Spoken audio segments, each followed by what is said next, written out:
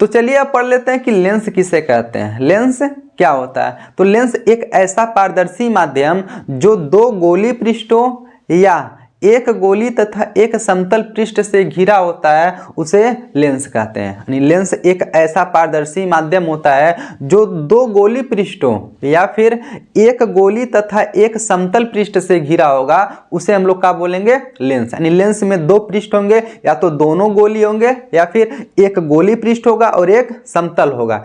इस प्रकार के माध्यम को हम लोग क्या बोलते हैं? लेंस बोलते हैं। ठीक है। तो लेंस कितने प्रकार के होते हैं? तो लेंस दो प्रकार के होते हैं। ठीक है। एक होता उत्तल लेंस और दूसरा होता कौन सी? अवतल लेंस। ठीक है। मुख्य रूप से लेंस कितने प्रकार के होते हैं? दो प्रकार के। ठीक है। एक को बोलते हैं हम लोग उत्तल लेंस, दूसरे वाले को बोलते हैं अवतल लेंस। ठीक है। अब चलिए इनको भी हम लोग बारी बारी से पढ़ लेते हैं। यानी उत्तल लेंस किसे कहते हैं? तो एक ऐसा लेंस जो बीच में मोटा तथा किनारों पर पतला होता है, इस प्रकार के लेंस को हम लोग क्या बोलते हैं? उत्तल लेंस। ठीक है। देख लीजिए उत्तल लेंस का यहाँ फिगर बना हुआ है। यानी एक ऐसा लेंस जो बीच में क्या है? मोटा है तथा किनारों पर पतला है, इस लेंस को हम लोग क्या बोलते हैं? उत्तल लेंस। ठीक है।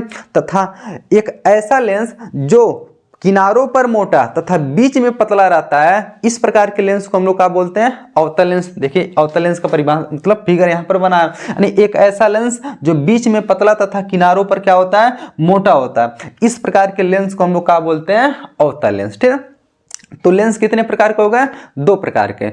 एक को बोलते हैं कौन सी? उत्तल लेंस, दूसरे वाले को क्या बोलते हैं? अवतल लेंस। ठीक है। इसका परिभाषा कैसे लिखेंगे? यानी ऐसा लेंस जो बीच में मोटा तथा किनारों पर पतला होगा उसे क्या बोलेंगे? उत्तल लेंस।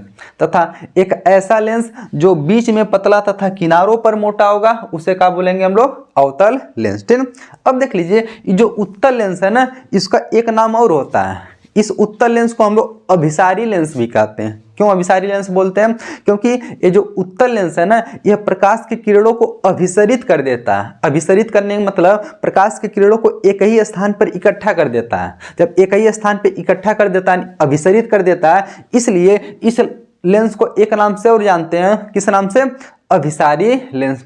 और इस लेंस को, अवतल लेंस को एक नाम से और जानते हैं। किस नाम से? इसको अपसारी लेंस कहते हैं। क्यों? क्योंकि यह प्रकाश की किरणों को ठीक ना फैला देता है। यानी जब यह प्रकाश की किरणों को फैला देता है, यानी अपसरित कर देता है, इसलिए इस लेंस को का दूसरा नाम कौन सा होता है?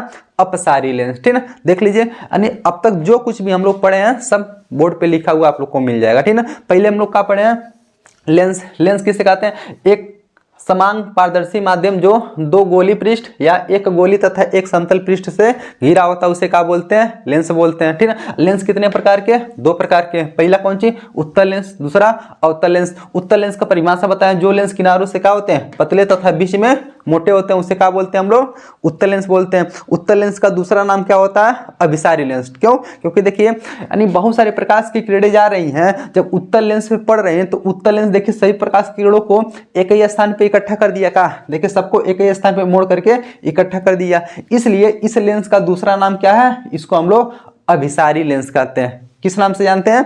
अभिसारी लेंस। ठीक, इसको याद कर लीजिएगा कि उत्तल लेंस का दूसरा नाम क्या होता है? अभिसारी लेंस। ठीक, उसी तरह देखिए अवतल लेंस किसे कहते हैं? जो लेंस किनारों से मोटे तथा बीच में क्या होते हैं? पतले होते हैं, उसे हम लोग कौन सा लेंस बोलते हैं? अवतल लेंस। तथा यह प्रकाश की किरणों को क्या कर देता है? फैला देता है। ठीक है। देख लीजिए यहाँ से प्रकाश की किरणें जा रही हैं, अवतल लेंस पे पड़ रही हैं, तो अवतल लेंस देखिए प्रकाश की किरणों को देखिए फैला दिया। का सीधे जा रही थी दो प्रकाश की किरणें, दोनों को देखिए फैला दिया, इसलिए यानी प्रकाश के किरणों को पसार दिया, इसलिए अपसारी लेंस इसको बोलते हैं। क्या बोलते हैं? अपसारी लेंस। यानी प्रकाश की किरणों को पसार दे रहा, नहीं फैला दे रहा। ठीक है। तो अपसारी लेंस है ये अभिसारी लेंस। ठीक है। यानी उत्तल लेंस का दूसरा नाम अभिसारी लेंस, अवतल लेंस का दूसरा नाम अपसारी लेंस। ठीक है। तो आशा करते हैं कितना आप लोग अच्छे से समझे होंगे। ठीक। अब चलिए इसके बाद हम लोग पढ़ लेते हैं गोली लेंसों, यानी जो लेंसों से संबंधित कुछ परिभाषाएं। ठीक है। जैसे मान लीजिए इसमें प्रकाशीय केंद्र क्या होता है, मुख्य अक्ष क्या होता है, ठीक है, यानी प्रथम फोकस क्या होता है, द्वितीय फोकस क्या होता है, यानी सब कुछ हम लोग क्या करेंगे यहाँ आगे हम लोग पढ़ेंगे। ठीक है। चलिए उनको ज्यादा देर न करते हुए हम लोग पढ़ लेते हैं। तो चलिए अब लेंसों से संबंधित कुछ परिभाषाओं को हम लोग पढ़ लेते हैं। ठीक है। जैसे वक्रता केंद्र क्या होता है, प्रकाशीय केंद्र क्या होता है, मुख्य अक्ष किसे कहते हैं, फोकस तल क्या होता है, फोकस दूरी क्या होता है, मुख्य फोकस क्या होता है। ठीक है। इन सबको हम लोग पढ़ लेते हैं, इनको हम पढ़ करके समझ लेते हैं कि क्या होता है, इनका परिभाषा हम लोग कैसे लिखेंगे। ठीक ना, सबसे पहले हम लोग पढ़ेंगे कौन सी, वक्रता त्रिज्या किसे कहेंगे। ठीक ना, अब हम जानते हैं लेंस है। अब लेंस देखिए दो पृष्ठों से मिलकर बना हुआ है का, यानी लेंस में देखिए चाहे दो पृष्ठ होंगे, चाहे दोनों गोली होंगे, या फिर एक गोली या एक समतल होगा। ठीक है, लेकिन यहाँ पर हम जो पढ़ रहे हैं यानी लेंस यानी उत्तल और अवतल लेंस पढ़ रहे हैं ना, इन दोनों लेंसों में गोली पृष्ठ लगा रहेगा, दोनों का दोनों पृष्ठ क्या रहेगा, गोली पृष्ठ रहेगा। ये जो दोनों गोली पृष्ठ रहेगा ना, ये दो गोले का भाग रहता है। कितने गोले का भाग रहता है, दो। मतलब चाहे उत्तल लेंस बने चाहे अवतल लेंस बने, ठीक ना, उसको बनाने के लिए हमको के गोले की आवश्यकता पड़ेगी, दो गोले की आवश्यकता पड़ेगी। ठीक ना, देख लीजिए कैसे, जैसे मान लीजिए हमको उत्तल लेंस बनाना रहेगा तो एक गोला कोई इधर से रहेगा, एक गोला कोई इधर से। देख लीजिए इस गोले को इधर से काट दीजिए, ठीक ना, इस गोले को इधर से काट दीजिए और इस गोले को इधर से काट दीजिए। अब बताइए, देखिए एक लेंस बन गया का, इस लेंस को ही तो हम लोग क्या बोलते हैं, उत्तल लेंस बोलते हैं। अवतल लेंस भी बनाना रहेगा तो उसको देखिए कैसे बनाएंगे, मान लीजिए एक गोला इधर है और एक गोला इधर है, ठीक ना, इसको इधर से काट दीजिए, ठीक ना, और इसको इधर से काट दीजिए। ठीक ना, चलिए इनके दोनों सिरों को इसे मिला दीजिए। अच्छा बताइए, इस लेंस को हम लोग क्या बोलते हैं, ये अवतल लेंस है का। तो देख रहे हैं चाहे कोई भी लेंस रहे, उत्तल लेंस भी रहे या फिर अवतल लेंस रहे, ये क्या गोले से मिलके बना रहता है, दो गोले से। अच्छा बताइए, जब दो गोले से मिलके बना हुआ है तो इसका सेंटर क्या ठो मिलेगा, दो ठो सेंटर मिलेगा, जिसको हम लोग क्या बोलते हैं, वक्रता केंद्र बोलते हैं। मतलब इस लेंस का देखिए, ये जो लेंस बना है दो गोले से बनाना है, यानी एक गोला इधर से था, ठीक ना, और एक गोला कहाँ था, इधर से था। अब बताइए इसका भी कहीं ना कहीं सेंटर होगा, इस गोले का भी कहीं ना कहीं सेंटर होगा। उसी तरह इसको देखिए, इसको फिर से बना देते हैं, नीचे बना लेते हैं। चलिए, यानी यहाँ पर देखिए एक गोला लिए थे, एक गोला इधर लिए थे, ठीक ना। चलिए इसको इधर से हम लोग क्या कर दिए थे, काट दिए थे, इसको इधर से काट दिए थे, ठीक ना। अब देखिए एक लेंस बना है, इस लेंस को हम लोग क्या बोलते हैं, अवतल लेंस बोलते हैं, ठीक ना। थोड़ा थोड़ा बन गया होगा, घबराइएगा मत, ठीक ना। इधर देखिए, इधर से भी गोला था और इधर से भी क्या था, गोला था। तो इसका भी कहीं ना कहीं सेंटर होगा और इसका भी कहीं ना कहीं क्या होगा, सेंटर होगा। तो देख रहे हैं चाहे कोई भी लेंस रहे, अवतल लेंस रहे या फिर उत्तल लेंस रहे, उसका क्या वक्रता केंद्र मिलेगा, दो ठोरा। तो वक्रता केंद्र को हम किससे दर्शाते हैं, सी से। लेकिन यहां दर्शाएंगे हम लोग, इसको C1 बोलेंगे, इसको क्या बोलेंगे, C2 बोलेंगे, ठीक है ना। वक्रता केंद्र को किससे दर्शाएंगे, C1 से और C2 से।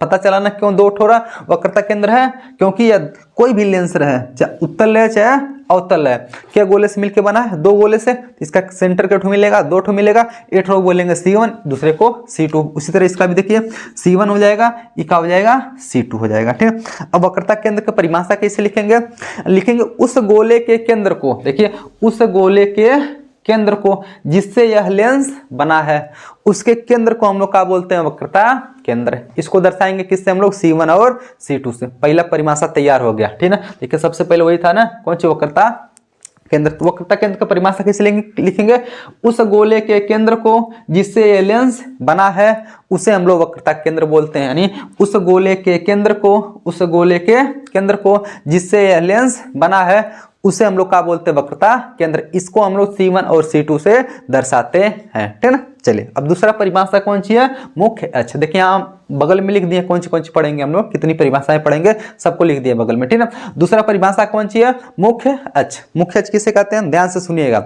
इसका क्या सेंटर मिला, दो ठोरा, इन्हीं दोनों सेंटर को मिलाते हुए एक रेखा खींच दीजिए। मतलब इस यानी यहाँ जो C1 मिला और क्या मिला, C2, दोनों को मिलाते हुए एक रेखा खींचेंगे तो इसी रेखा को हम लोग क्या बोलते हैं, इस लेंस का मुख्य अक्ष, ठीक ना। अब देखिए पूरा गोले की आवश्यकता नहीं है तो हम पूरा गोले को मिटा दे रहे हैं, खाली लेंस वाला भाग छोड़ रहे हैं, ठीक ना। अब देखिए पता चल रहा है ना, ये कौन सी है, उत्तल लेंस है, ठीक ना। हाई कौन सी है, अवतल लेंस है, ठीक ना। ये कौन सा लेंस है, अवतल लेंस है। अब ध्यान से सुनिएगा, ठीक है। चलिए अवतल लेंस को और अच्छे से बना देते हैं।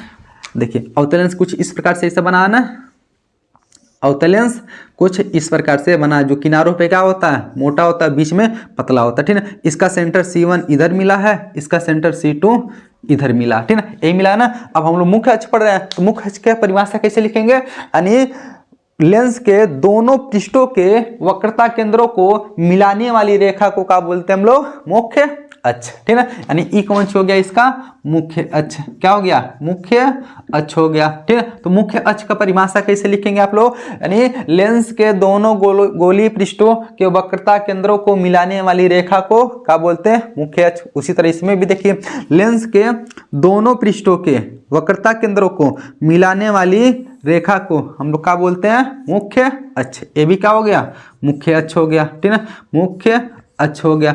अब बताइए हम लोग दो परिभाषा सीख लिए, वक्रता केंद्र का और मुख्य अक्ष का। तीसरा प्रकार कौन सी है, प्रकाशिक केंद्र है। अब चलिए प्रकाशिक केंद्र को भी सीख लेते हैं। तो लिखेंगे मुख्य अक्ष पर स्थित वह बिंदु, कौन सी लिखेंगे, मुख्य अक्ष पर स्थित वह बिंदु जहां से होकर जाने वाली प्रकाश की किरणें अपवर्तन के बाद बिना विचलन के सीधे निकल जाती हैं, उसे हम लोग क्या बोलते हैं, प्रकाशिक केंद्र। या फिर छोटा करके इसको भी लिख सकते हैं, लिखेंगे लेंस के अंदर स्थित वह बिंदु जहां से होकर जाने वाली प्रकाश की किरणें अपवर्तन के बाद बिना विचलित हुए सीधे निकल जाएंगे। यानी जब अपवर्तन होगा तो वो मुड़ेंगी नहीं इधर उधर, बल्कि सीधा निकल जाएंगे। तो उस बिंदु को, यानी जिस बिंदु से सीधे निकलेंगे उस बिंदु को हम लोग क्या बोलते हैं, प्रकाशिक केंद्र। ये कहाँ रहेगा, लेंस के बीच में, ठीक है। देखिए लेंस के बीच वाला भाग, इसी को हम लोग बोलते हैं प्रकाशिक केंद्र। कहीं देखिए प्रकाशिक केंद्र भी मुख्य अक्ष पे स्थित है का, इसीलिए पहले में यही बोले हैं कि मुख्य अक्ष पर स्थित हुआ बिंदु, ठीक है, जहां से होकर जाने वाली प्रकाश की किरणें यानी अपवर्तन के पश्चात बिना विचलन के सीधे निकल जाती है। देखिए सीधे निकल गई का, किस बिंदु से, इसी बिंदु से, इसलिए इस बिंदु को हम लोग क्या बोलते हैं, प्रकाशिक केंद्र। ये कौन सा हो गया, प्रकाशिक केंद्र, प्रकाशिक केंद्र हो गया, ठीक है। चलिए एक एक को आराम से समझते जाइए, ठीक है, समझ लेंगे तो आप बना करके भी लिख लेंगे, ठीक है। उसी तरह इसमें भी देखिए लेंस का एक का हो गया प्रकाशिक केंद्र होगा ना, क्योंकि देख लीजिए यहाँ से होकर जाने वाली प्रकाश की किरणें सीधा निकल जाती है बिना विचलन के, ठीक है। जिस बिंदु से बिना विचलन के सीधा निकल जाएंगे उसी बिंदु को क्या बोलते हैं हम लोग, प्रकाशिक केंद्र। इसका एक हो गया प्रकाशिक केंद्र, प्रकाशिक केंद्र हो गया, ठीक है, प्रकाशिक केंद्र, ठीक है। चलिए अब ध्यान से सुनिएगा, ठीक है, प्रकाशिक केंद्र भी हम लोग समझ लिए।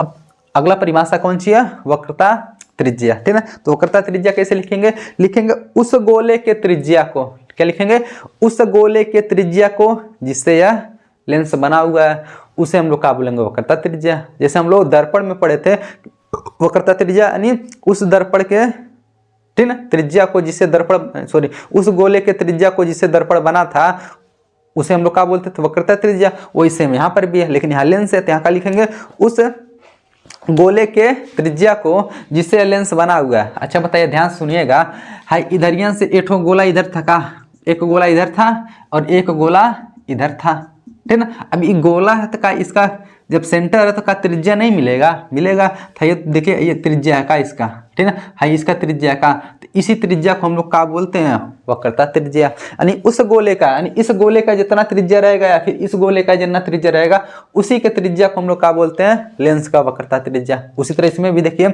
इधर से जो गोला बनेगा उसका भी त्रिज्या, इधर से भी जो गोला बनेगा उसका भी कुछ त्रिज्या रहेगा, ठीक है। इसी त्रिज्या को हम लोग क्या बोलते हैं, लेंस का वक्रता त्रिज्या। परिभाषा कैसे लिखेंगे, उस गोले के त्रिज्या को जिससे लेंस बना है, ठीक है, उसे हम लोग वक्रता त्रिज्या कहते हैं, ठीक है। चलिए वक्रता त्रिज्या भी हो गया। दर्पण का द्वारक, कुछ सॉरी दर्पण करें, लेंस का द्वारक, लेंस का द्वारक किसे कहते हैं, तो द्वारक देख लीजिए। अब ध्यान से सुनिएगा, लेंस के दोनों सिरों, देखिए दोनों सिरों के व्यास को मिलाने वाली रेखा को हम लोग क्या बोलते हैं, लेंस का द्वारक। कुछ मस्त सिंपल सी बात हम समझिए, लेंस के दोनों सिरों को मिलाने वाली जो रेखा होती है इसी को बोलते हैं दर्पण, लेंस का द्वारक, ठीक है। बार बार दर्पण याद आ रहा है, ठीक है, क्योंकि इसके पहले हम लोग दर्पण पढ़े हैं, ठीक है। चलिए यानी लेंस के, ठीक है, दोनों सिरे को मिलाने वाली रेखा को हम लोग क्या बोलते हैं, लेंस का द्वारक। उसी तरह देखिए इस लेंस के दोनों सिरों को मिलाने वाली रेखा को क्या बोलेंगे हम लोग, लेंस का द्वारक हो गया, ठीक है ना। कितना आसान है, लेंस का द्वारक भी, ठीक है ना। चलिए उसके बाद कौन सी है, फोकस दूरी, ठीक है। फोकस दूरी किसे कहेंगे, ध्यान से सुनिएगा, ठीक है। फोकस दूरी तभी समझ में आएगा जब आपको फोकस बिंदु भी मतलब समझ रहेंगे, तब फोकस बिंदु पता होगा तभी। लेकिन फिर भी इसका परिभाषा हम बता देते हैं, फोकस दूरी किसे कहते हैं, लेंस के कहाँ से, प्रकाशिक केंद्र, लेंस के प्रकाशिक केंद्र तथा मुख्य फोकस बिंदु के बीच की दूरी को हम लोग क्या बोलते हैं, फोकस दूरी। अब से समझिए इसको ध्यान से। जैसे मान लीजिए यहाँ पर एक लेंस बना रहे हैं, इस लेंस को आप लोग जानवा करते हैं कौन सी है, उत्तल लेंस है, ठीक है। चलिए हाई का हो गया इसका, है प्रकाशिक केंद्र हो गया। अब मान लीजिए है प्रकाशिक केंद्र हो गया, अब यहीं पर इसका कौन सी फोकस बिंदु है। अभी फोकस बिंदु को हम लोग विस्तार से पढ़ेंगे, ठीक है, ध्यान से सुनिएगा, ठीक है। इस लेंस के प्रकाशीय केंद्र तथा फोकस बिंदु की दूरी को लेंस के प्रकाशीय केंद्र तथा फोकस बिंदु के बीच की दूरी को हम लोग क्या बोलते हैं, फोकस दूरी। अब फोकस दूरी को हम लोग दर्शाते हैं स्मॉल एफ से। किससे दर्शाएंगे, स्मॉल एफ से। फोकस बिंदु को कैपिटल एफ से, ठीक है। तो ध्यान से सुनिएगा। अच्छा, यहाँ पर एक चीज सीखने वाली बात है। अच्छा, क्या गोले से मिलके बना है, दो गोले से मिलके बना है, इसलिए जब इसका दो ठो सेंटर मिल रहा है, दो ठो वक्रता केंद्र मिल रहा है, ठीक है, तो दो ठो वक्रता त्रिज्या भी मिलेगा। और दो ठो जब वक्रता त्रिज्या है तो दो ठो इसका फोकस भी मिलेगा। और जब दो ठो फोकस मिल गया तो किसको हम लोग मुख्य फोकस बोलेंगे। जैसे दो फोकस मिलेगा, एक ठो बोलेंगे प्रथम फोकस, एक ठो बोलेंगे द्वितीय फोकस, यानी इसमें दो फोकस मिलेगा। एक ठो इस वाले गोले के लिए, एक ठो इस वाले गोले के लिए, ठीक है। तो इधर रहेगा F1, इधर रहेगा क्या बोलेंगे F2, ठीक है। तो इसी F1 और F2 में से एक ठो को बोलेंगे मुख्य फोकस, ठीक है। चलिए अभी उसको हम लोग समझेंगे विस्तार से, ठीक है, टेंशन मत लीजिए, समझ में आ जाएगा, ठीक है। अब चलिए ध्यान से सुनिएगा, हम लोग क्या सीख रहे थे, फोकस दूरी।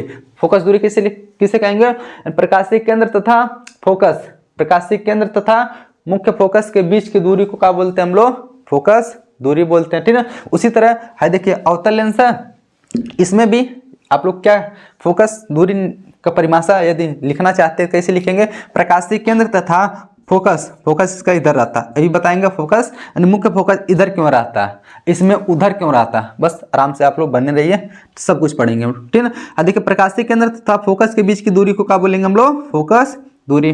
तो देख लीजिए प्रकाशीय केंद्र और फोकस, मुख्य फोकस के बीच की दूरी फोकस दूरी, प्रकाशीय केंद्र तथा मुख्य फोकस के बीच की दूरी को फोकस दूरी कहते हैं, ठीक है। चलिए फोकस दूरी भी समझ में आ गया। अब कौन चीज सीखेंगे हम लोग, फोकस तल।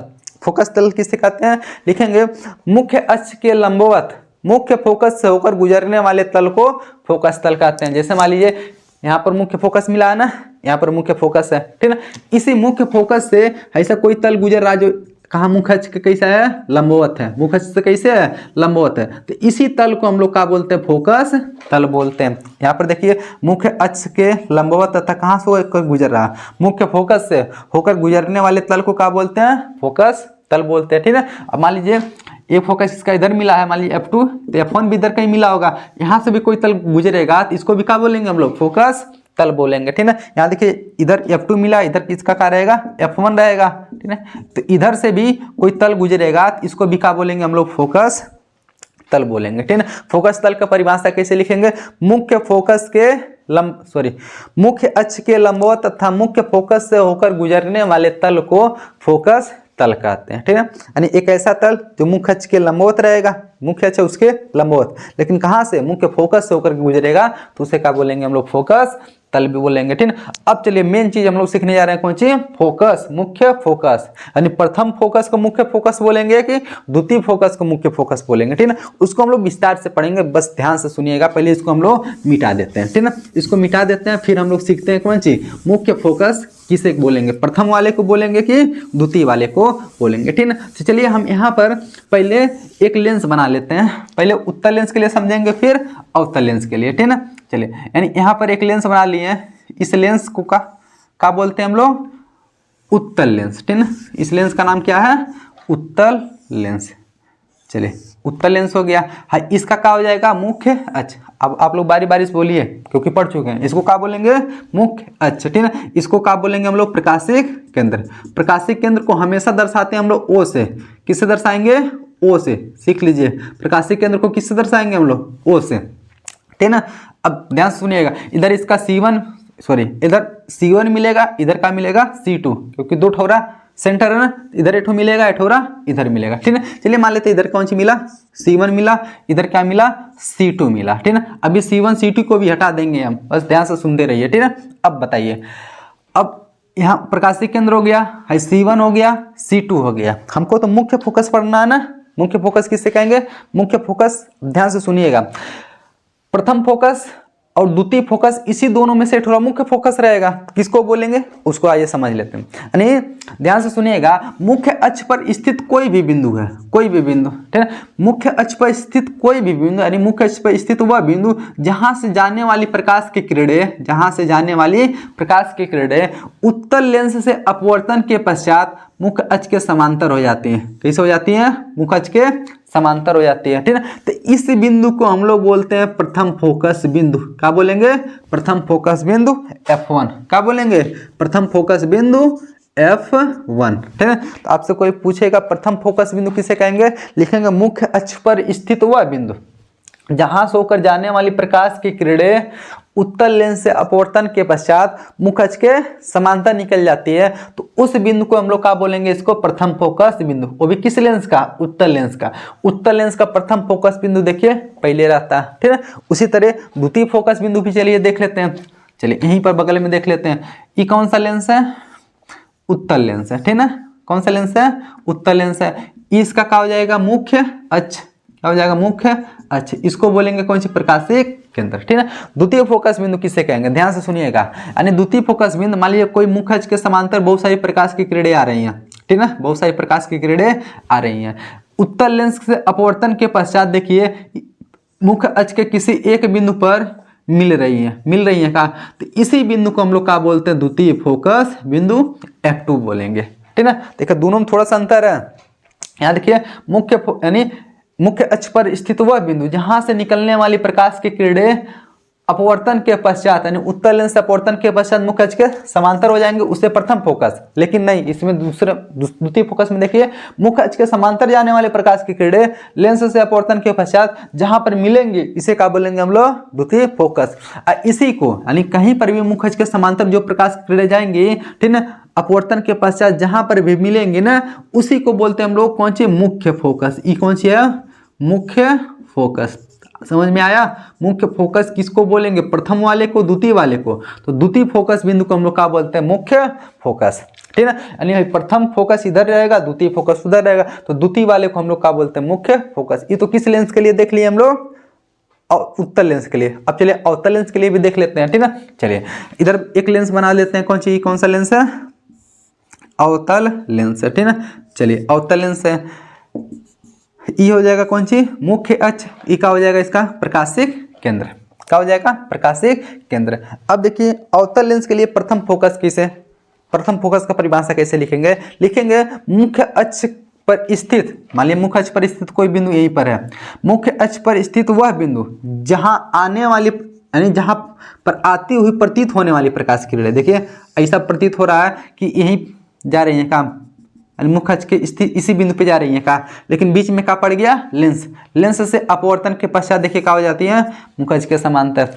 मान लीजिए एक प्रकाश ऐसा जा रहा है, ऐसा प्रतीत हो रहा है, कहाँ से जाएगा? मुख्य अक्ष के इसी बिंदु से जाएगा ना, लेकिन नहीं, लेंस से अपवर्तन के पश्चात कैसे निकल जाता है? मुख्य अक्ष के समांतर निकल जाता है, ठीक है।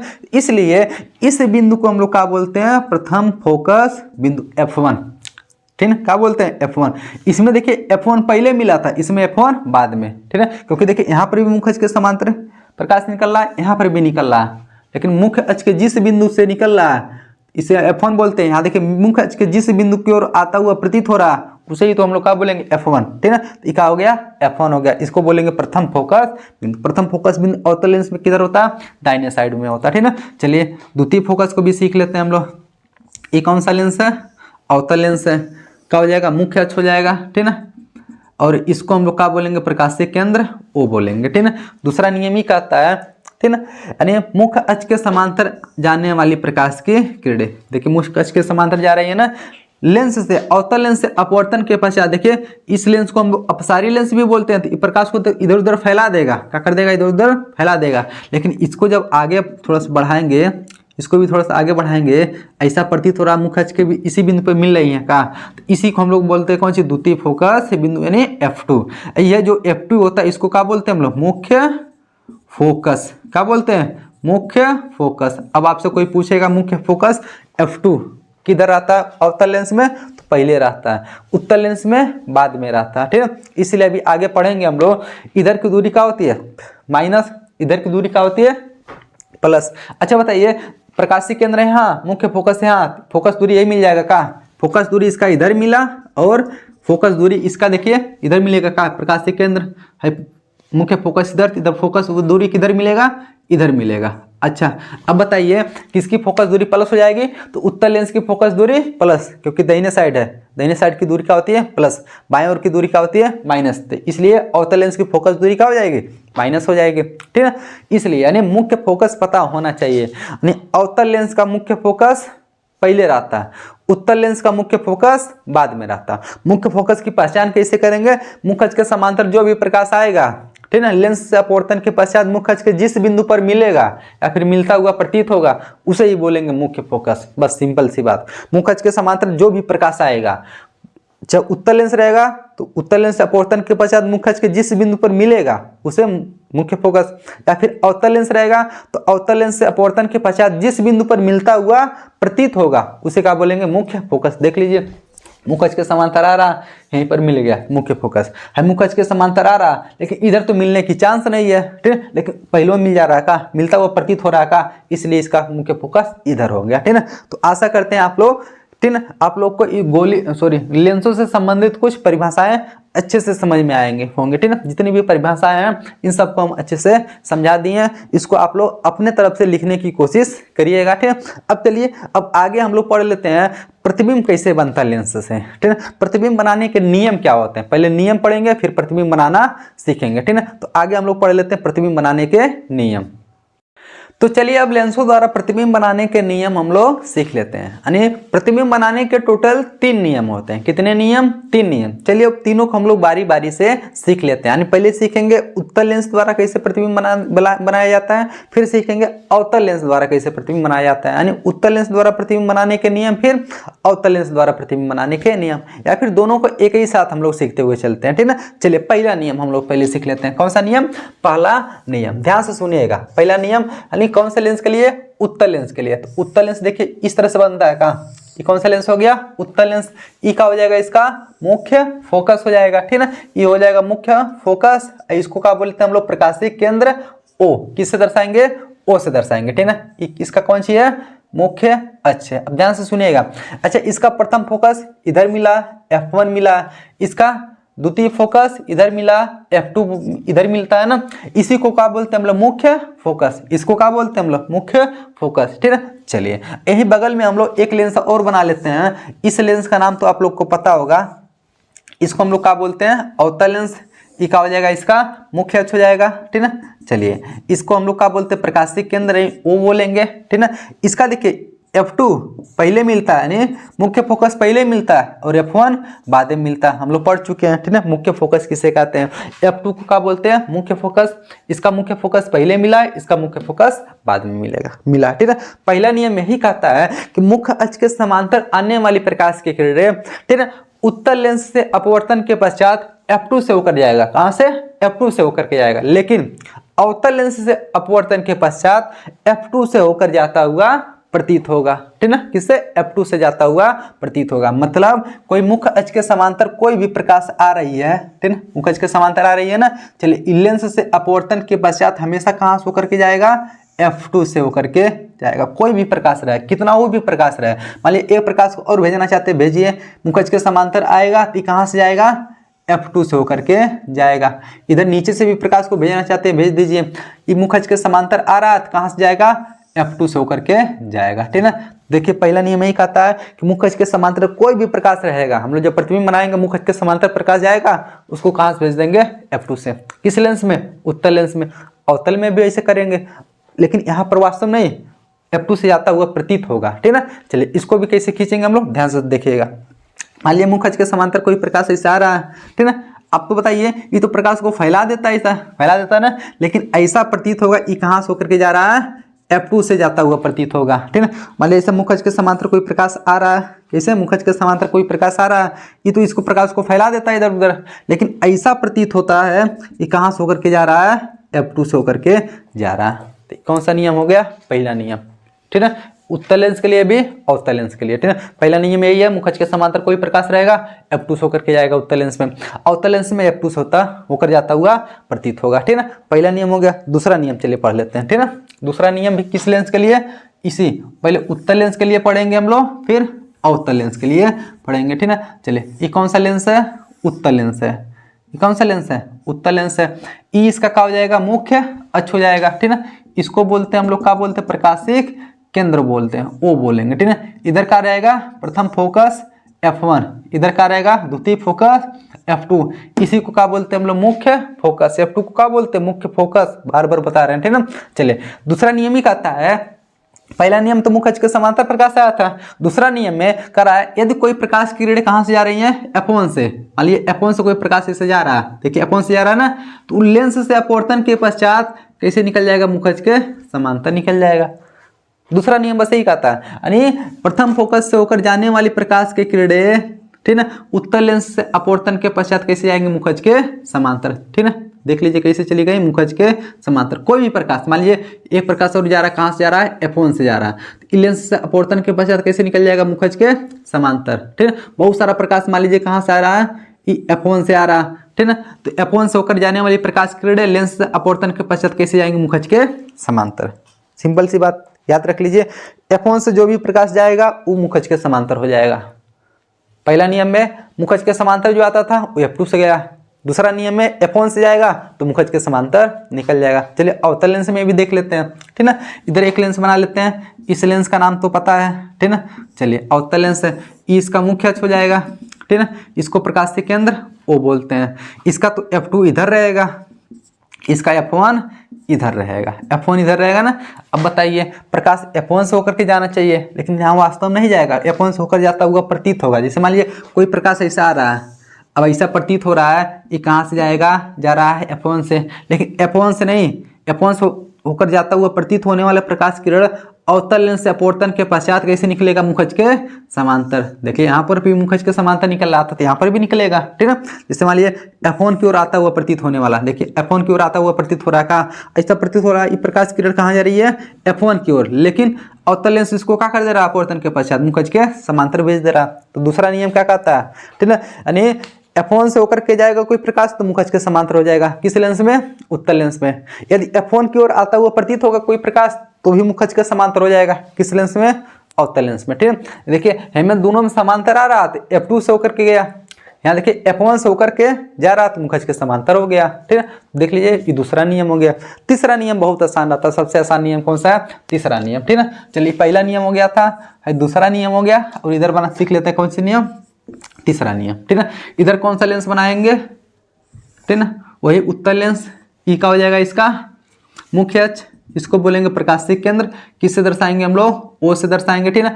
इधर इसका कौन सा हो जाएगा? F1 हो जाएगा। इधर कौन सा हो जाएगा? F2, द्वितीय फोकस, मुख्य फोकस हो जाएगा, ठीक है। चलिए दूसरा नियम यही कहता है कि प्रकाशीय केंद्र से होकर जाने वाली प्रकाश की किरणें, ठीक है, लेंस से अपवर्तन के पश्चात सीधे निकल जाती हैं, उनके मार्ग में कोई विचलन नहीं होता। मतलब यदि कोई प्रकाश सी से होकर के जा रहा है, सी करें ओ से होकर के जा रहा है तो सीधे निकल जाएगा। देखिए प्रकाशीय केंद्र से कोई प्रकाश जा रहा है तो सीधे निकल जाएगा, उसके मार्ग में कोई विचलन नहीं हो। कहीं देखिए मार्ग कहीं विचलित हुआ, कहीं दिशा बदला नहीं बदला, तो 21 बिंदु से गया है प्रकाशिक केंद्र से, ठीक है। तो प्रकाशिक केंद्र से कोई भी प्रकाश जाएगा तो सीधा निकल जाएगा, ठीक है। ये कौन सा नियम है? तीसरा नियम, ठीक है। चलिए अवतल लेंस के लिए भी देख लेते हैं। ये कौन सा लेंस है? अवतल लेंस है, ठीक है। ई इसका क्या हो जाएगा? मुख्य अक्ष, इसको बोलेंगे प्रकाशिक केंद्र ओ, ठीक है। इसमें भी देखिए कोई प्रकाश की किरणें कहाँ से जा रही है? प्रकाशिक केंद्र से जा रही है तो सीधे के सीधे निकल जाती है, उसके मार्ग में कोई विचलन नहीं होता, ठीक है। तो ये कौन सा नियम है? 3 नियम। इन्हीं तीनों नियम का प्रयोग करके हम लोग क्या करेंगे? प्रतिबिंब बनाएंगे। अभी आगे जस्ट तुरंत बनाना हम लोग सीखेंगे, इन 3 नियम को पता रहेगा तब। पहला नियम क्या कहता? मुख्य अक्ष के समांतर आएगा तो F2 से होकर के जाएगा, मुख्य अक्ष के समांतर आएगा तो F2 से होकर जाता हुआ प्रतीत होगा। दूसरा नियम में कहता है F1 से जाएगा तो मुख्य अक्ष के समांतर हो जाएगा। दूसरा नियम कहता है यानी F1 से होकर जाता हुआ प्रतीत होगा तो मुख्य अक्ष के समांतर हो जाएगा अवतल लेंस में। तीसरा नियम देखिए, प्रकाशिक केंद्र से जाएगा तो सीधा निकल जाएगा, प्रकाशिक केंद्र से जाएगा तो सीधा निकल जाएगा, ठीक है। यानी ये कौन सा नियम है? तीनों प्रतिबिंब बनाने के नियम, ठीक है। चलिए अब आगे सीख लेते हैं हम लोग कि प्रतिबिंब कैसे बनेगा। पहले सीखेंगे उत्तल लेंस द्वारा प्रतिबिंब कब कैसे बनता है, कितनी स्थितियों में बनता है। फिर सीखेंगे हम लोग अवतल लेंस द्वारा प्रतिबिंब कैसे बनता है, कितनी स्थितियों में बनता है। तो चलिए अब पढ़ लेते हैं उत्तल लेंस द्वारा प्रतिबिंब कैसे बनता है, यानी उत्तल लेंस द्वारा प्रतिबिंब कितने कंडीशन में बनता है, कितने प्रकार से बनता है, उसको हम एक एक करके समझ लेते हैं। देखिए उत्तल लेंस द्वारा प्रतिबिंब 6 कंडीशन में बनता है। 6 देखिए आपके सामने हम बना दिए हैं। अब चलिए इनको हम बारी बारी से इसको समझा दे रहे हैं, ठीक है ना। उत्तल लेंस द्वारा प्रतिबिंब कितने कंडीशन में बनता है? 6 कंडीशन में, ठीक है। वस्तु की स्थिति के आधार पर उत्तल लेंस द्वारा प्रतिबिंब 6 प्रकार से बनता है। कितने प्रकार से? 6 प्रकार से, ठीक है ना। चलिए उनको हम लोग बारी बारी से समझ लेते हैं। अब देख लेते हैं 6 प्रकार से प्रतिबिंब मतलब कैसे बनेगा, यानी वस्तु 6 स्थिति में कैसे रखा जाएगा, कहाँ कहाँ वस्तु रखा जाएगा, ठीक है। चलिए उसको एक एक करके समझ लेते हैं, ठीक है। यानी पहला कंडीशन ये होता है कि जब वस्तु अनंत पे हो, कहाँ पर हो? अनंत पे हो, ठीक है ना। पहला कंडीशन हो गया, तब प्रतिबिंब कहाँ बनेगा। दूसरा कंडीशन, जब वस्तु अनंत और 2f1 के बीच में हो। यहाँ देखिए एक शब्द आ गया 2f1, ठीक है। अभी इसके पहले हम लोग पढ़े थे C1 और C2 होता था ना वक्रता केंद्र को, लेकिन C1 को यहाँ बोलेंगे कौन सी? 2f1, और C2 को क्या बोलेंगे हम लोग? 2f2। यहाँ C1 C2 का प्रयोग नहीं करेंगे, बल्कि C1 के स्थान पे 2f1, C2 का स्थान पे 2f2। सब में देखिए 2f1 2f2 2f1 2f2, क्यों? क्योंकि देख लिए f1 पहले मिला, फिर 2f1, इधर f2 2f2, इधर f1 2f1, f2 2f2, ठीक है ना। तो इससे कंफ्यूज मत होइएगा, ठीक है ना। चलिए तो दूसरा कंडीशन कहाँ हो गया? वस्तु अनंत और 2f1 के बीच आ जाएगा। देख लीजिए पहले वस्तु कहाँ पर था?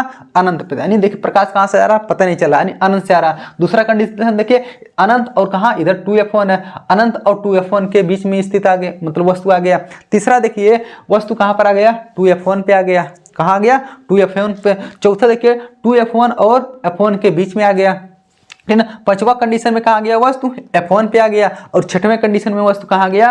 f1 और प्रकाशीय केंद्र के बीच में आ गया। यानी टोटल के कंडीशन में प्रतिबिंब बनेगा? 6 कंडीशन में बनेगा, ठीक है ना। अब चलिए इसको हम और अच्छे से विस्तार से समझ लेते हैं, ठीक है ना। अभी आप मतलब इसके पहले हम आपको पढ़ाए हैं प्रतिबिंब बनाने के नियम, ठीक है ना। वो नियम पता होगा, आप लोग प्रतिबिंब आराम से बना लेंगे, ठीक है ना। पहला प्रतिबिंब देखिए कैसे बना, जब वस्तु अनंत पे है। जब वस्तु अनंत पे रहेगा तो बहुत बड़ा वस्तु रहेगा। वस्तु कैसा रहेगा? बहुत बड़ा रहेगा। वहां से प्रकाश की किरण आ रही है, तो देखिए मुखज के समांतर प्रकाश आ रहा है। पहला नियम यही बताया है, मुखज के समांतर कोई भी प्रकाश आएगा उत्तल लेंस से अपवर्तन के पश्चात कहां से जाएगा? f2 से जाएगा। प्रतिबिंब कहाँ बनता है? यानी अपवर्तन के बाद जब प्रकाश की किरणें जहां एक दूसरे को काटेंगी वहीं वह प्रतिबिंब बनेगा ना। तो देखिए यहीं काट रही है, का प्रकाश आ रहा है, लेंस से अपवर्तन हो रहा, अपवर्तन के बाद देखिए कहाँ काट रही है? f2 पर। इसका प्रतिबिंब कहाँ बन गया? f2 पर। अच्छा बताइए, वस्तु बहुत बड़ा रहा होगा, यानी वस्तु का आकार का होगा बहुत बड़ा, लेकिन प्रतिबिंब देखिए बहुत छोटा से बिंदु के आकार का बना। का प्रतिबिंब का आकार का हो जाएगा बहुत छोटा, लेकिन वास्तव में काट रहा है ना, तो प्रतिबिंब का जो प्रकृति होगा वो वास्तविक होगा। और जो वास्तविक प्रतिबिंब हमेशा कैसा होता है? उल्टा होता है। यानी प्रतिबिंब का प्रकृति वास्तविक तथा उल्टा हो जाएगा। कल लिखेंगे वास्तविक तथा उल्टा। यानी इसमें एक बार फिर से समझ लीजिए, वस्तु की स्थिति, वस्तु कहाँ पर है? अनंत पे है। प्रतिबिंब की स्थिति कहाँ पर? प्रतिबिंब बना f2 पर। वस्तु का आकार बहुत बड़ा, प्रतिबिंब का आकार बहुत छोटा, बिंदु के आकार का। अब प्रतिबिंब का प्रकृति वास्तविक तथा उल्टा। वास्तव में काटा है, और वास्तविक प्रतिबिंब हमेशा कैसा रहता है? उल्टा होता है। पहला समझ में आ गया होगा। दूसरा देखिए, वस्तु को और पास लाइए और खींच करके पास लाएंगे, अनंत और इधर कौन सी बचा? 2f1। तो अनंत और 2f1 के बीच में वस्तु आ गया, ठीक है ना। देखिए ये कौन सी है? 2f1 है, ठीक है। जब वस्तु अनंत और 2f1 के बीच में देखिए वस्तु को रख दिए हैं, एक प्रकाश को देखिए मुखज के समांतर भेजे हैं, तो हमेशा कहां से जाएगा? f2 से। कहां से जाएगा? f2 से गया। दूसरे प्रकाश को देखिए O से भेजे हैं, कहां से? O से, यानी प्रकाशीय केंद्र से। प्रकाशीय केंद्र से होकर जाने वाली प्रकाश किरणें सीधे निकल जाती हैं, उनके मार्ग में कोई विचलन नहीं होता। अब देखिए अपवर्तन के बाद एक दूसरे को कहीं काट रही है, तो देख लेते हैं। मुखज के समांतर आया है, अपवर्तन हुआ, अपवर्तन के बाद इसे निकल गया है, सीधा इसे जा रहा है। अपवर्तन के बाद देखिए दोनों एक दूसरे को वहीं काटा का, तो प्रतिबिंब जहां काटता वहीं बनता है, ठीक है। तो प्रतिबिंब कहाँ बना? जब वस्तु अनंत और 2f1 के बीच में है, तो प्रतिबिंब देखिए f2 और 2f2 के बीच में बना। अब देखिए लिखेंगे, वस्तु की स्थिति अनंत और 2f1 के बीच, प्रतिबिंब की स्थिति f2 और 2f2 के बीच। लेकिन वस्तु का आकार क्या होगा? वस्तु का आकार, वस्तु का आकार देखिए बड़ा है का, प्रतिबिंब छोटा बन गया। तो लिखेंगे वस्तु का आकार बड़ा, प्रतिबिंब का आकार छोटा। अब बताइए प्रतिबिंब का प्रकृति कैसा है? वास्तव में काटा तो वास्तविक, और उल्टा है तो उल्टा, वास्तविक तथा उल्टा हो जाएगा। दूसरा भी हो गया, ठीक है। तीसरा समझ लेते हैं। अब देखिए वस्तु को और पास लाएंगे, और वस्तु को पास लाएंगे। अभी देखिए 2f1 और अनंत के बीच में था। अब वस्तु आके कहाँ जाएगा, 2f1 पे। देखिए वस्तु आ गया कहाँ, 2f1 पे। यहाँ से देखिए वस्तु को वहीं पर रखे, एक मुखज के समांतर प्रकाश गया, f2 से गया, एक O से गया तो सीधा निकल गया, एक दूसरे को देखिए अपवर्तन के बाद यहीं काट दे रहे हैं, तो यहीं पर प्रतिबिंब बन गया। अब यहाँ पर देखेंगे जितना बड़ा वस्तु है उतना बड़ा प्रतिबिंब भी बन गया है, यानी वस्तु की लंबाई, ठीक है, और प्रतिबिंब की लंबाई दोनों का होगा बराबर होगा, ठीक है। वस्तु कहाँ पर है, 2f1 पर, प्रतिबिंब कहाँ बना, 2f2 पर। लिखेंगे वस्तु की स्थिति 2f1, प्रतिबिंब की स्थिति 2f2, ठीक है। वस्तु का आकार और प्रतिबिंब का आकार दोनों बराबर है। प्रतिबिंब वास्तविक बना है और कैसा बना है, उल्टा। यानी जब वस्तु 2f1 पे रहता है तो प्रतिबिंब कहाँ बनता है, 2f2 पे बनता है, ठीक है। तीसरा कंडीशन हो गया। अब वस्तु को और पास ले जाइए, ठीक है। अब की कहाँ जाएगा, 2f1 और किसके बीच में, f1 के बीच में। तो वस्तु कहाँ आ गया, 2f1 और f1 के बीच में। वस्तु है मुखज के समांतर एक प्रकाश आया, ऐसे गया, एक प्रकाश O से आया, प्रकाशीय केंद्र से सीधा निकल गया। देखिए अपवर्तन के बाद यहीं काट रहा है, तो कहाँ पर काटा, देखिए 2f2 के बाद काटा का, तो लिखेंगे यानी जब वस्तु 2f1 और f1 के बीच में हो तो प्रतिबिंब कहाँ बनता है, 2f2 के बाद। इधर तो अनंत होता है, लिख सकते हैं 2f2 और अनंत के बीच में भी लिख सकते हैं, ठीक है, या फिर 2f2 के बाद बनता है, ठीक है। वस्तु देखिए छोटा था, प्रतिबिंब कैसा बना, बड़ा बना। वस्तु छोटा सा, प्रतिबिंब कैसा बना, बड़ा बना। अब वास्तविक बना और कैसा बना है, उल्टा बना। लिखेंगे वस्तु की स्थिति 2f1 और f1 के बीच में, प्रतिबिंब की स्थिति 2f2 के बाद। वस्तु का आकार छोटा, प्रतिबिंब का आकार बड़ा, ठीक है। प्रतिबिंब का प्रकृति कैसा होता, कैसा है, वास्तविक तथा उल्टा। वास्तविक तथा कैसे दिख रहा है, उल्टा दिख रहा है, ठीक है। अब पांचवा कंडीशन पढ़ लेते हैं, ठीक है। पांचवा में देखिए क्या कर रहा है, अब वस्तु को और पास लाएंगे ना, अभी तो 2f1 f1 के बीच में था, अब वस्तु आ जाएगा कहाँ, आज कहाँ आ जाएगा, कहाँ आ जाएगा, f1 पर। अब देखिए वस्तु कहाँ पर आ गया, f1 पे।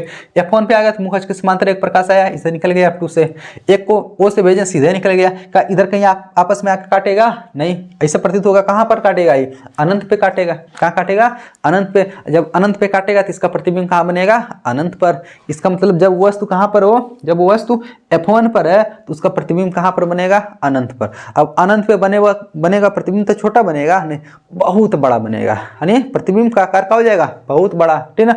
और कैसा रहेगा, वास्तविक तथा उल्टा रहेगा। अनंत पे काटेगा तो वास्तविक बनेगा और उल्टा हो जाएगा, ठीक है। ये पांचवा कंडीशन हो गया। छठवां कंडीशन में देखिए, अब वस्तु को और पास ले आएंगे ना, और पास ले आने मतलब f1 और प्रकाशीय केंद्र के बीच में। देखिए f1 और प्रकाशीय केंद्र के बीच में रख दिए। एक प्रकाश को इससे भेजे, मुखज के समांतर गया, ये f2 से गया।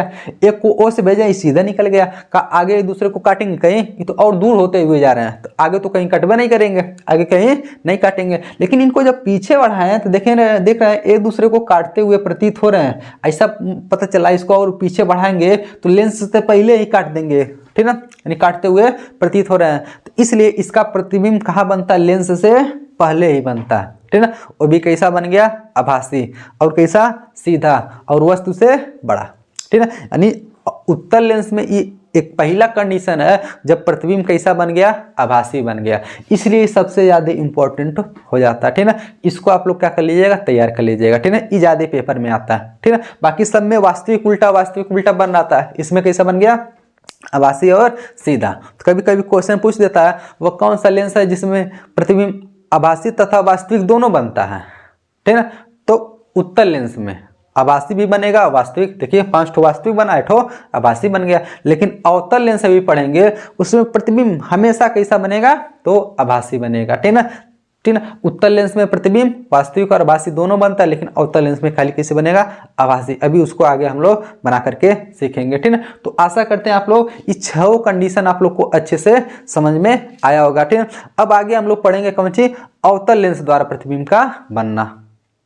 तो चलिए पढ़ लेते हैं अवतल लेंस द्वारा प्रतिबिंब कैसे बनता है, यानी अवतल लेंस द्वारा प्रतिबिंब कैसे हम लोग बनाएंगे, चलिए सीख लेते हैं, ठीक है। यानी अवतल लेंस द्वारा प्रतिबिंब, ठीक है, 2 ही प्रकार से बन सकता है। यानी वस्तु को कहीं पर भी रख दीजिए, खाली 2 प्रकार से प्रतिबिंब बनेगा, यानी 2 स्थिति में प्रतिबिंब बनेगा, ठीक है। चलिए दोनों स्थिति को हम लोग समझ लेते हैं, ठीक है। एक बार वस्तु को कहाँ रख देते हैं, अनंत पर, ठीक है। एक बार वस्तु को कहीं पर भी रखिएगा, ठीक है, यानी अनंत और लेंस के बीच में कहीं पर भी वस्तु रखेंगे तो हमेशा प्रतिबिंब कहाँ पर बनेगा, तो उसके प्रकाशीय केंद्र और मुख्य फोकस के बीच में ही बनेगा, ठीक है। अभी हम आपको बना करके भी समझाएंगे, पहले इसको देखिए 2 प्रतिबिंब हम बना दिए, पहले इसको हम लोग समझ लेते हैं, ठीक है। पहले देखिए कौन सा लेंस है ये, अवतल लेंस है, ठीक है। वस्तु कहाँ पर है, अनंत पे है।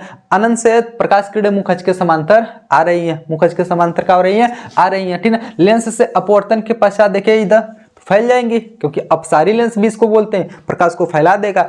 प्रकाश को तो फैला दिया, लेकिन इस प्रकाश को जब हम लोग थोड़ा सा पीछे बढ़ा रहे हैं, देखिए पीछे बढ़ा रहे हैं, तो ऐसा प्रतीत हो रहा कहाँ पर काट रही है, F2 पर काटते हुए प्रतीत हो रही है। इसलिए इसका प्रतिबिंब कहाँ पर बनेगा, F2 पर बनेगा। मतलब जब वस्तु अनंत पे है उसका प्रतिबिंब कहाँ बनेगा, मुख्य फोकस पे। F2 को क्या बोलते हैं, मुख्य फोकस बोलते हैं ना, तो ये F2 पर बनेगा। और भी कैसा बना, वास्तविक बना नहीं, कैसा बना, आभासी बना। और आभासी प्रतिबिंब हमेशा सीधा होता है, कैसा होता है, सीधा। तो ये कैसे बनेगा, आभासी तथा सीधा। तो लिखेंगे वस्तु की स्थिति अनंत पर, प्रतिबिंब की स्थिति F2 पर, ठीक ना। वस्तु का आकार बहुत बड़ा, प्रतिबिंब का आकार बहुत छोटा, बिंदु के जैसा। प्रतिबिंब का प्रकृति कैसा है, आभासी तथा सीधा, ठीक है। एक बार तो अनंत पे रख दिए।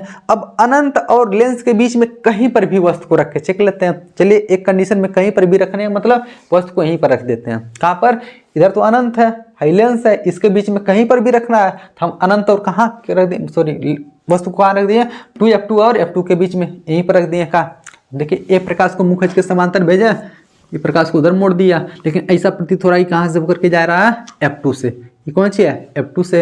एक प्रकाश को कहाँ से भेज दिए, प्रकाश के केंद्र से, तो सीधे निकल गया। लेकिन एक दूसरे को देखिए दोनों यही काट रहे हैं, कहाँ काटते हुआ प्रतीत हो रहा है ना इस रेखा को, ठीक है। तो इसलिए इसका प्रतिबिंब कहाँ बनेगा, यही F2 और प्रकाश के केंद्र के बीच में। यानी वस्तु अब कहीं पर रहे ना, हमेशा प्रतिबिंब में ही F2 और प्रकाश के केंद्र के बीच में बनेगा, ठीक है। अब प्रतिबिंब कैसा बनेगा, छोटा बनेगा। वस्तु कितना बड़ा रहे, प्रतिबिंब कैसा बनेगा, छोटा, ठीक है। तो देखना दोनों कंडीशन में प्रतिबिंब छोटा ही बन रहा है, ठीक है ना। इसका मतलब अवतल लेंस हमेशा प्रतिबिंब को छोटा बनाएगा और सीधा बनाएगा। यहाँ पर भी सीधा प्रतिबिंब बनेगा, यहाँ पर भी बनेगा, ठीक है। चलिए एक कंडीशन और लेकर के हम लोग सीख लेते हैं, ठीक है। चलिए मान लेते हैं कौन सा लेंस है, अवतल लेंस है, ठीक है। चलिए अवतल लेंस है, इसका मुख्य अक्ष हो जाएगा, ठीक है। चलिए इसको बोलेंगे प्रकाशीय केंद्र O, ठीक है। इधर कौन सी रहेगा, F2 रहेगा और 2F2 रहेगा। इधर क्या रहेगा, F1 रहेगा और 2F1 रहेगा, ठीक है। चलिए जहाँ कहिए आप वस्तु वहीं रखेंगे, ठीक है। चलिए हम लोग वस्तु को रख लेते हैं, चलिए इधर रख लेते हैं, यहीं पर रख लेते हैं। तो एक प्रकाश मुखज के समांतर जाएगा, ठीक है। तो ये प्रकाश को क्या कर देगा, ऐसा फैला देगा। लेकिन ऐसा प्रतीत होगा ये कहाँ से होकर के जा रहा है, F2 से। ये F2 से होकर के गया, दूसरे प्रकाश को प्रकाशीय केंद्र से भेजेंगे तो सीधे निकल जाएगा, प्रकाशीय केंद्र से भेजेंगे सीधे निकल जाएगा। अब देखिए दोनों प्रकाश एक दूसरे को काटते हुए प्रतीत हो रही है। कहाँ, किसके किसके बीच में काटी, F2 और लेंस के बीच में। यहाँ पर भी F2 और लेंस के बीच में हमेशा प्रतिबिंब वही बनेगा, ठीक है। इसलिए ये दुइया कंडीशन बना, पहला अनंत पर रहेगा तो F2 पे, बाकी कहीं पर भी वस्तु को रखेंगे तो F2 और प्रकाशीय केंद्र के बीच में बनेगा, ठीक है। यहाँ देखिए तीन कंडीशन में बना करके देख लिए, यानी अवतल लेंस द्वारा प्रतिबिंब कैसे बनता है, ठीक है। तो चलिए पढ़ लेते हैं गोली लेंसों के लिए चिन्ह परिपाटी, यानी लेंस में किधर की दूरी प्लस होती है और किधर की दूरी माइनस। कब हम लोग प्लस लेंगे, कब माइनस लेंगे, किस लेंस की फोकस दूरी प्लस होती है और किस लेंस की फोकस दूरी माइनस होती है, उसको हम लोग समझ लेते हैं, ठीक है। यानी अवतल लेंस तथा उत्तल लेंस दोनों में हम लोग देखेंगे किधर की दूरी प्लस होती है, कब माइनस होता है, ठीक है ना। चलिए उसको हम लोग समझ लेते हैं, ठीक है। पहले उत्तल लेंस के द्वारा हम लोग समझते हैं, ठीक है। जैसे मान लीजिए यहाँ पर एक लेंस बना दिए हैं, इस लेंस को तो आप लोग जन्म करते हैं उत्तल लेंस है। इसको क्या बोलते हैं हम लोग, मुख्य अक्ष, मुख्य अक्ष बोलते हैं, ठीक है। चलिए मुख्य अक्ष बोलते हैं। अब देखिए यहाँ पर हम एक चतुर्थांश की कल्पना करेंगे। चतुर्थांश कैसे बनता है, मान लीजिए पूरा एक्स अक्ष है, यहाँ से एक अक्ष और खींचेंगे, इसको क्या बोलेंगे हम लोग, वाई अक्ष, ठीक है। क्या बोलेंगे, वाई अक्ष, ठीक है। तो प्लस एक्स अक्ष होता है, ठीक है, हाई माइनस एक्स अक्ष होता है, या फिर एक्स डैश लिख सकते हैं। क्या लिख सकते हैं, एक्स डैश लिख सकते हैं। हाई वाई अक्ष प्लस हो जाएगा, हाई वाई डैश अक्ष लिख सकते हैं इसको, ठीक है। इस तरह से देखिए हम लोग एक चतुर्थांश की कल्पना कर लिए, ठीक है ना। अब चतुर्थांश में क्या होता है, इधर की दूरी क्या होती है, प्लस, इधर की दूरी क्या होती है, प्लस। मतलब इधर कोई भी दूरी हमको नापना रहेगा, किस पे नापेंगे हम लोग, प्लस में नापेंगे। और बाएं तरफ की दूरी क्या होती है, माइनस। मतलब इधर कोई भी दूरी नापना रहेगा तो हमको क्या लेना पड़ेगा, माइनस। यानी इधर की दूरी प्लस, इधर की दूरी क्या हो गई, माइनस। उसी तरह ऊपर की दूरी भी क्या होती है, प्लस, ऊपर की दूरी क्या होती है, प्लस, ठीक है। और ऊपर की दूरी क्या होती है, प्लस, इसमें भी ऊपर की दूरी क्या हो जाएगी, प्लस हो जाएगी, ठीक है।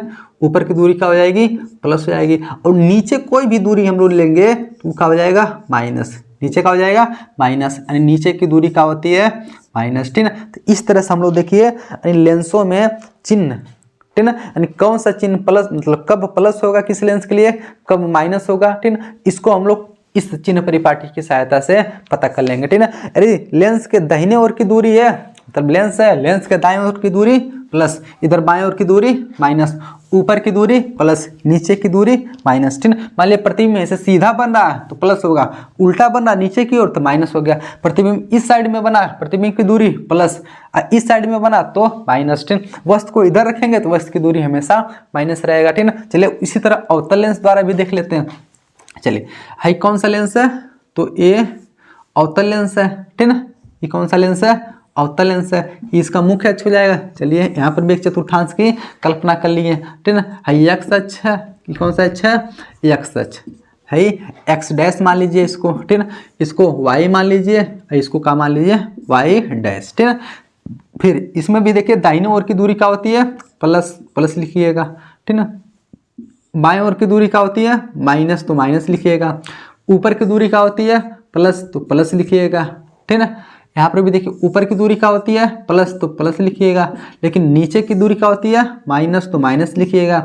नीचे की दूरी क्या होती है, माइनस, तो माइनस लिखिएगा। यानी इधर कोई भी दूरी रहेगा तो माइनस, नीचे रहेगा तो माइनस, ऊपर रहेगा तो प्लस, ऊपर रहेगा तो प्लस, नीचे रहेगा तो माइनस, ठीक है। बस इतना पता होगा तो आप लोग चिन्ह कभी भूलेंगे नहीं। अब इसी में देख लीजिए किस लेंस की फोकस दूरी प्लस होती है, किसकी माइनस होती है। अच्छा बताइए, हम बताए थे उत्तल लेंस का मुख्य फोकस है बगल मिलता है का, ठीक ना। किस लेंस में, उत्तल लेंस, ठीक ना, उत्तल लेंस, ठीक ना। तो उत्तल लेंस की फोकस, फोकस मतलब एफ, इसका एफ का हो जाएगा प्लस हो जाएगा, क्योंकि दाहिने ओर मिल रहा है का। तो उत्तल लेंस की फोकस दूरी क्या होती है, धनात्मक, याद कर लीजिएगा, ठीक ना। हाई कौन सा लेंस है, अवतल लेंस, ठीक ना। कौन लेंस है, अवतल लेंस, ठीक ना। तो अवतल लेंस का जो मुख्य फोकस मिला था, हे बगल मिला था का F2, ठीक ना। तो इसका फोकस दूरी का हो जाएगा ऋणात्मक हो जाएगा। कैसा हो जाएगा, ऋणात्मक यानी माइनस, ठीक ना। यानी कि जब क्वेश्चन हम लोग लगाएंगे तब इसका बहुत उपयोग करेंगे, ठीक ना। कह देगा कोई उत्तल लेंस है, उसका फोकस दूरी 10 सेंटीमीटर, तो उत्तल लेंस रहेगा तो फोकस दूरी प्लस 10 लेंगे। लेकिन अवतल लेंस रहेगा तब तो वहाँ का लेना पड़ेगा हमको -10। क्वेश्चन में माइनस प्लस नहीं देगा, वो हमको दिमाग लगा के पता करना पड़ेगा। किसकी सहायता से, चिन्ह परिपाटी की सहायता से। किस लेंस की फोकस दूरी प्लस होती है, तो उत्तल लेंस की। और किस लेंस की फोकस दूरी क्या होती है, माइनस होती है, तो अवतल लेंस की, ठीक ना। चलिए अब इसके बाद हम लोग चलिए पढ़ लेते हैं लेंस सूत्र क्या होता है, ठीक ना। लेंस सूत्र भी इसको बोल सकते हैं, या फिर UVF में संबंध क्या होता है उसको हम लोग पढ़ लेते हैं, ठीक ना। चलिए यहीं पर सीख लेते हैं UVF में संबंध क्या होता है उसको, इसको हम लोग क्या कर देते हैं, मिटा देते हैं, ठीक ना। लेंस सूत्र यानी UVF में संबंध, ठीक ना, उसको भी हम लोग पढ़ लेते हैं। यहाँ से आप लोग को क्वेश्चन देखने को मिलेगा इस फार्मूले से, ठीक ना, जिसको हम लोग क्या बोलते हैं, लेंस सूत्र। क्या बोलते हैं, लेंस सूत्र, ठीक ना। लेंस सूत्र क्या कहता है, ध्यान से सुनिएगा, ठीक ना। लेंस सूत्र यही कहता है 1/f बराबर 1/v माइनस 1/u, ठीक ना। इस सूत्र को किस नाम से जाना जाता है, लेंस सूत्र, या फिर बोल दीजिएगा UV और F में संबंध, ठीक है। जहाँ लिखेंगे कौन सी, जहाँ, यानी F बराबर क्या होता है, F जो होता है ना उसको बोलते हैं फोकस दूरी। क्या बोलते हैं, फोकस दूरी। F से होता है फोकस दूरी, ठीक है। V से होता है प्रतिबिंब की दूरी। किसकी दूरी, प्रतिबिंब की दूरी, प्रतिबिंब की दूरी। V बराबर क्या होता है, प्रतिबिंब की दूरी। और U बराबर होता है वस्तु की दूरी। किसकी दूरी, वस्तु की दूरी। बस इतना आप लोग को पढ़ना है, ठीक ना। इस फार्मूले का डेरिवेशन भी होता है, लेकिन हम लोग नहीं करेंगे। क्यों, क्योंकि आपके सिलेबस में डेरिवेशन नहीं पूछे, मतलब कट गया है, नहीं पूछेगा पेपर में, ठीक ना। इसलिए डेरिवेशन नहीं करना, लेकिन इस पे सवाल आना है तो आना है पेपर में, फिक्स है, ठीक ना। इस फार्मूले पे सवाल आता है, ठीक ना। तो इस फार्मूले को क्या बोलते हैं हम लोग, चल लेंस सूत्र बोलिए या फिर UVF में संबंध बोलिए, ठीक ना। तो UVF में संबंध क्या होता है, 1/f बराबर 1/v माइनस 1/u। F का होता है फोकस दूरी, U से क्या होता है, U से वस्तु की दूरी, और V से क्या होता है, प्रतिबिंब की दूरी। मतलब वस्तु कितना दूरी पे रखा है उसको U से दर्शाएंगे, प्रतिबिंब कितना दूरी पे बना V से, और फोकस दूरी कितना है उसको किससे दर्शाएंगे हम लोग, F से दर्शाएंगे, ठीक है ना। चलिए अब ये तो हो गया कौन सी लेंस सूत्र।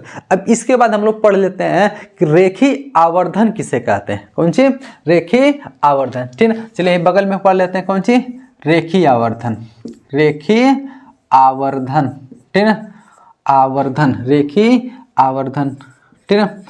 तो अब रेखीय आवर्धन किसे कहते हैं इसको देखिएगा। रेखीय आवर्धन को हमेशा दर्शाते हैं हम लोग किससे, एम से, क्योंकि एम फॉर होता है मैग्निफिकेशन।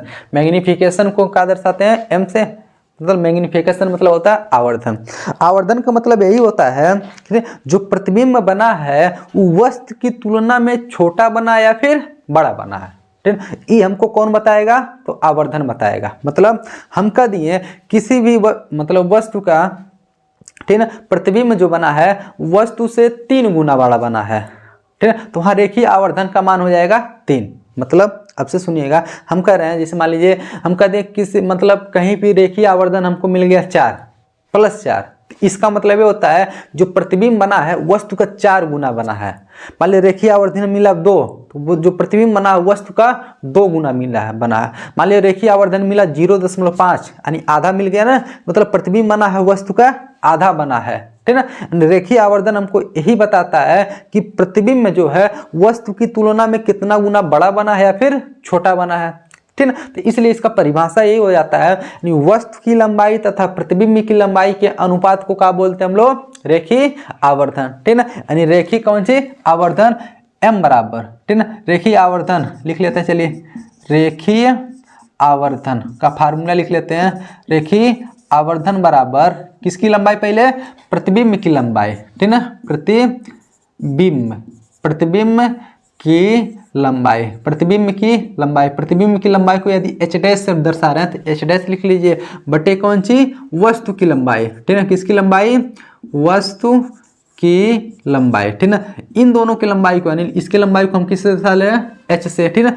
इसी को हम लोग क्या बोलते हैं, रेखीय आवर्धन, ठीक है। तो रेखीय आवर्धन m बराबर, देखिए एक फार्मूला मिल गया का, इसको दर्शाते हैं m से, m बराबर h' बटे कौन सी, h हो गया। एक फार्मूला तो ये भी होता है, या फिर एक फार्मूला और होता है m बराबर प्रतिबिंब की दूरी बटे वस्तु की दूरी। प्रतिबिंब की दूरी को किससे दर्शाते हैं हम लोग, v से, और वस्तु की दूरी को किससे दर्शाएंगे, u से। इस फार्मूले से भी हम लोग कौन सी निकाल लेते हैं, रेखीय आवर्धन, ठीक है। तो रेखीय आवर्धन के यहाँ 2 फार्मूला मिल गया, m बराबर h' बटे h या फिर v बटे u, ठीक है, या फिर कौन सी, v बटे u। तो इस फार्मूले को हम लिख सकते हैं m बराबर h' बटे h फिर बराबर कौन सी, v बटे u, ठीक है। ये फार्मूला हमको मिल गया किसका, रेखीय आवर्धन का। किसका हो गया, रेखीय आवर्धन का। तो रेखीय आवर्धन किसे कहते हैं, परिभाषा लिखेंगे, प्रतिबिंब की लंबाई तथा वस्तु की लंबाई के अनुपात को रेखीय आवर्धन बोलते हैं। अब वास्तव में रेखीय आवर्धन क्या होता है, रेखीय आवर्धन हमको यही बताता है कि प्रतिबिंब जो है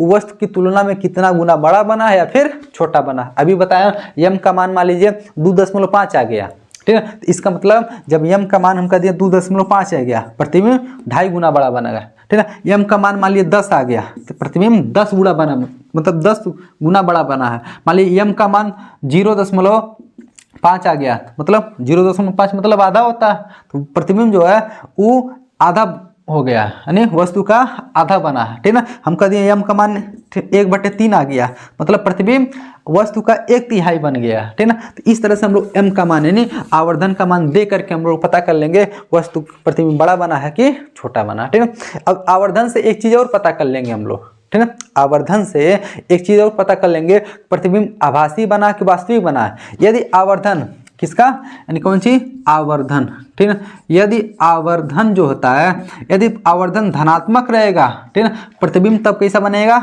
आभासी बनेगा। कैसा बनेगा, आभासी बनेगा तथा कैसा बनेगा, सीधा बनेगा। याद कर लीजिए, यदि आवर्धन कैसा मिलेगा, धनात्मक, तो प्रतिबिंब आभासी और सीधा। यदि आवर्धन कैसा मिल जाएगा, ऋणात्मक, ठीक है। यदि आवर्धन कैसा मिलेगा, ऋणात्मक मिल जाएगा, तब प्रतिबिंब कैसा बनेगा, वास्तविक बनेगा, ठीक है। अवास्तविक प्रतिबिंब हमेशा कैसा होता है, उल्टा। वास्तविक तथा कैसा मिलेगा, उल्टा, तथा कैसा बनेगा, उल्टा, ठीक है। तो आप लोग आवर्धन में प्लस माइनस देखकर बता सकते हैं प्रतिबिंब आभासी बना है कि वास्तविक बना है। यानी m का मान प्लस रहेगा तो प्रतिबिंब आभासी और सीधा रहेगा। m का मान माइनस रहेगा तो वास्तविक और उल्टा, ठीक है। जिसे इसको और अच्छे समझ लीजिए, ठीक है, कंफ्यूजन मत होइए। हम कहते हैं m का मान -3 मिला है, इसका मतलब समझते हैं प्रतिबिंब कितना बना है, 3 गुना बड़ा बना है। मतलब 3 तो यही बताएगा ना, 3 गुना बड़ा बना है, लेकिन माइनस क्या बताएगा, 3 गुना बड़ा बना है, लेकिन वास्तविक और कैसा बना है, उल्टा बना है, ठीक है। इस तरह से हम कह दिए कि m का मान लीजिए -1/2 बना है। m का मान कितना आ गया, -1/2।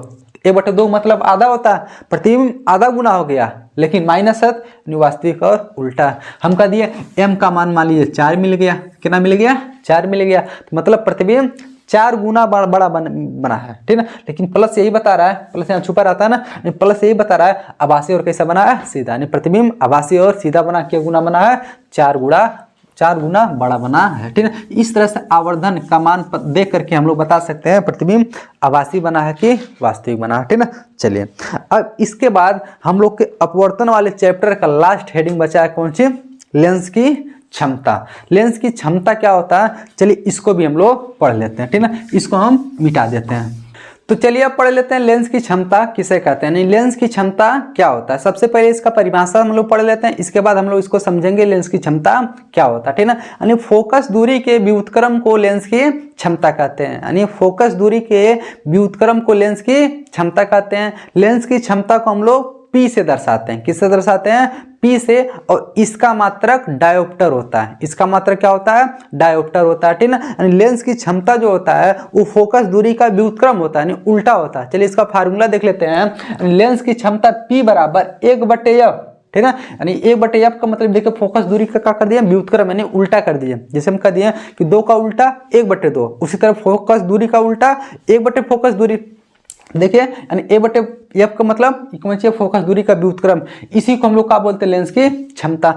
इसका मात्रक क्या होता है, डायोप्टर, ठीक है। कभी कभी डायोप्टर ना दे करके इसका मात्रक देखिए और कुछ भी दे सकता है। क्या दे सकता है, अब अच्छा बताइए, इसका मात्रक निकालना चाहे हम लोग तो 1 का मात्रक तो कुछ नहीं होता, लेकिन f का मात्रक होता है कौन सी, मीटर। तो बटे में तो इसको प्रति बोलते हैं, क्या बोलते हैं, प्रति। अब f का मात्रक क्या हो जाएगा, मीटर हो जाएगा ना। इसका एक अन्य मात्रक हो गया कौन सी, प्रति मीटर। या फिर आपको ये भी नहीं देखने को मिलेगा, इसी को प्रति मीटर को बोला जाता है कौन सी, मीटर इनवर्स। कौन सी, मीटर इनवर्स।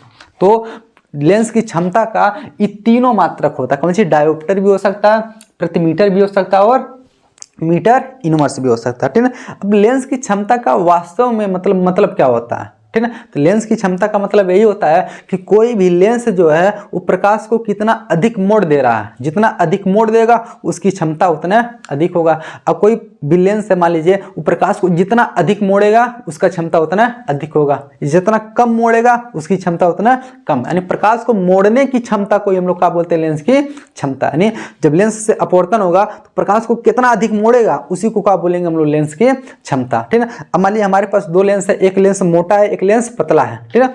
अब किस लेंस की क्षमता अधिक होगा, तो मोटे वाले लेंस की क्षमता अधिक होता है। यानी मोटा वाला लेंस प्रकाश को ज्यादा मोड़ेगा और पतला वाला लेंस प्रकाश को कम मोड़ेगा। अब इसका भी रीजन होता है, क्यों मोटा वाला लेंस ज्यादा मोड़ेगा और पतला वाला लेंस कम मोड़ेगा, ठीक है। उसको चलिए हम फिगर से समझा देते हैं। ध्यान से सुनिए, देखिएगा यहाँ पर 2 लेंस लिए हैं, एक लेंस थोड़ा सा मोटा है और एक लेंस यहाँ पर देखिए कैसे लिए हैं, पतला सा लेंस लिए हैं, ठीक है।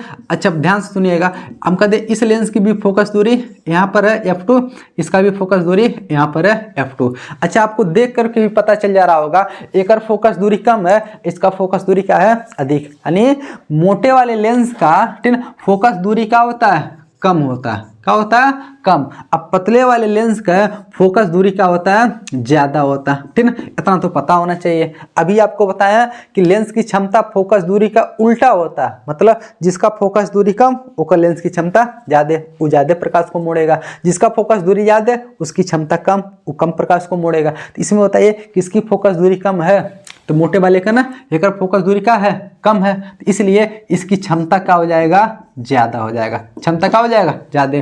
इसका फोकस दूरी ज्यादा है तो इसका क्षमता क्या हो जाएगा, कम हो जाएगा, ठीक है। तो आप लोग को पता चल गया होगा कि मोटा वाला लेंस जो है प्रकाश को ज्यादा क्यों मोड़ता है, क्यों, क्योंकि उसकी फोकस दूरी कम है। मतलब यहाँ से कोई प्रकाश आएगा तो ये सब मोड़ देगा, यहाँ देखिए यहाँ प्रकाश आएगा तो इसको इस तरह से मोड़ के भेजेगा। कौन ज्यादा मोड़ा, आपको दिख रहा होगा कौन चीज, ये मोटा वाला लेंस प्रकाश को ज्यादा मोड़ दिया इसलिए इसकी क्षमता ज्यादा है, पतला वाला लेंस प्रकाश को कम मोड़ पाया इसलिए इसकी क्षमता कम है। ठीक है, तो हम लोग समझ चुके हैं कि फोकस दूरी के व्युत्क्रम को क्या बोलते हैं, लेंस की क्षमता बोलते हैं। ठीक है, अब कभी कभी लेंस की क्षमता दे करके हमको पूछ देता है कि कौन सा लेंस है।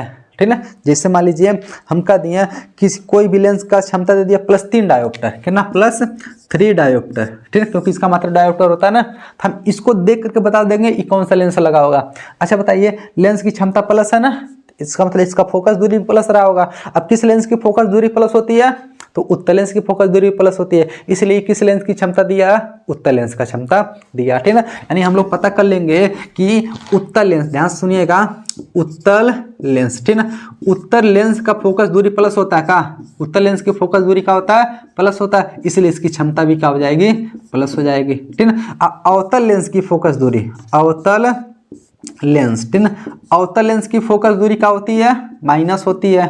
ठीक है, इसलिए इसकी क्षमता भी क्या हो जाएगी, माइनस हो जाएगी। अवतल लेंस की क्षमता क्या हो जाएगी, माइनस हो जाएगी। ठीक है, यानी हम लोग देख लीजिए लेंस की क्षमता को देख करके फोकस दूरी बता सकते हैं, फोकस दूरी देख करके क्षमता बता सकते हैं, और क्षमता को देख करके हम लोग लेंस भी बता सकते हैं कौन सा लेंस है कौन सा लेंस नहीं है। ठीक है, तो लेंस की क्षमता का वास्तविक मतलब यही होता है कि कोई भी लेंस जो है प्रकाश को कितना अधिक मोड़ देगा, जितना अधिक मोड़ेगा उसी को बोलेंगे हम, उसकी क्षमता उतना अधिक है। यानी प्रकाश को मोड़ने की क्षमता को क्या बोलते हैं हम लोग, लेंस की क्षमता। ठीक है, इसको अच्छे से तैयार कर लीजिएगा, यहाँ से पेपर में क्वेश्चन देखने को मिलेगा। ठीक है, अच्छा ध्यान से सुनिएगा, इस फार्मूले को एक तरह से लिख सकते हैं।